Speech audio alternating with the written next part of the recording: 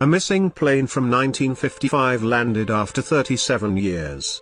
Here's what happened. Life is full of mysteries, many of which are unsolved. And then some baffling mysteries seem to defy the laws of physics, space, and time. Mysteries like Area 51, the Bermuda Triangle, the Great Sphinx of Giza, and the Stonehenge are only to name a few. All of these wonders fascinate people even today and keep giving us a myriad of conspiracy theories. There are a few other lesser-known mysteries too. This story is about one such mystery that left everyone confused and struggling for answers. The story of the Pan Am Flight 914 has been a matter of intrigue to many people across the planet. Pan Am Flight 914 was a Douglas DC-4 that took off from New York City on July 2, 1955. It carried 57 passengers and 6 crew members, and it was headed for Miami, Florida. For a short while, the flight appeared to proceed normally. It was expected to land in Miami within a couple of hours. But during the flight, something happened that seemingly changed the lives of everyone on the plane. Without any communication, Pan Am Flight 914 disappeared from the radar, and the control room lost contact with the plane. It was as if the aircraft had disappeared into thin air. Authorities went into a frenzy to locate the plane. They assumed that something had gone wrong and the plane had collapsed. Despite many attempts to trace the whereabouts of the plane, nothing could be found. No wreckage was located around the area, and no bodies were found. After months of investigation, authorities concluded that the plane was lost in the sea. The airline compensated the families of the passengers for their loss. The case was assumed closed. But 37 years later, everything changed. On 21st of May 1992, the plane would be found again. A mysterious aircraft suddenly started showing up on the radar at Caracas, Venezuela. An air traffic controller then received a contact signal from the mystery plane. The pilot was voicing his concerns to the tower, shouting, "Where are we?" He continued, "We are Pan Am Airways Flight 914 from New York to Miami with a crew of 6 and 57 passengers." This unbelievable communication stunned the controllers at Caracas. Trying to maintain some control over the situation, the controller began to ask questions to the pilot. He asked if the pilot had experienced any trouble during their flight. Having flown in the opposite direction from New York, the flight was off course by some 1800 km. "Are you Mayday?" asked the controller. But there was no response.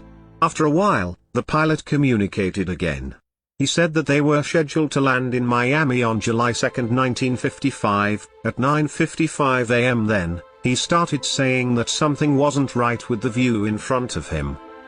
The controller broke the news to the pilot as calmly as he could. "This is Caracas International Airport.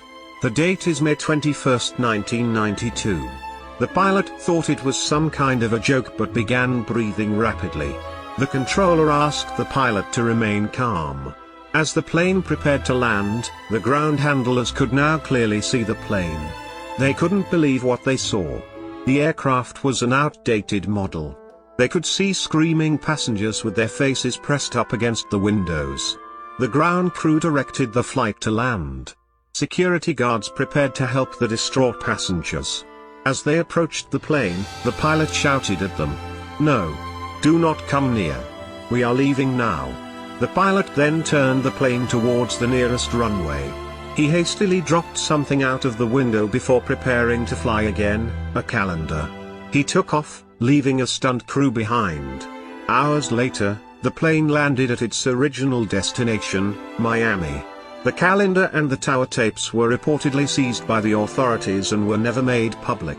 The passengers and crew were interrogated in Florida by the stunned security officials. There were so many questions that seemed to have no plausible answers. Not one of them had aged a day in these 37 years. Officials wondered how the plane had managed to operate for so long. But the internet resorted to all kinds of theories that are still making the rounds. It became a hot topic on forums with UFO and time travel enthusiasts. The most popular and widely believed theory is that the plane had passed through some kind of time portal or wormhole. But nobody knows how exactly wormholes or time portals might work.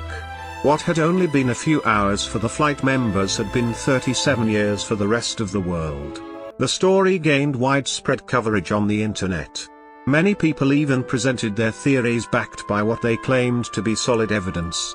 But as much as the theorists wanted the story to be true, it was what it was, a story. It dates to a story first published in 1985 by the Weekly World News, a tabloid that specialized in concocted stories. It was the only tabloid to write about this incident in 3 separate stories.